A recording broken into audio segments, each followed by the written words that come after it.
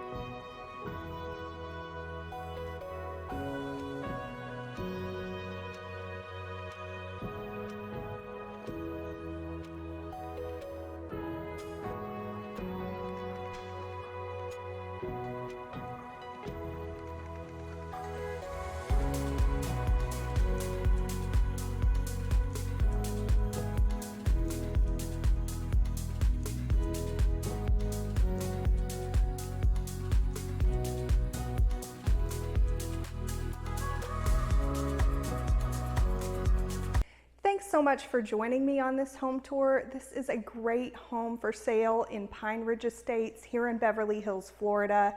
It's on an acre of land. Pine Ridge Estates is an equestrian community with over 46 miles of horseback riding trails throughout the neighborhood.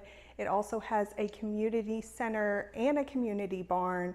Just a great neighborhood to live in with low homeowners association fees. I think it's under $195 or around $195 for the year. A great home, so if you're interested or if you have any other questions, please give me a call at 352-507-5675. If you like this video, please give it a thumbs up and consider hitting the subscribe button for more home tours here in Citrus County, Florida. Have a good one.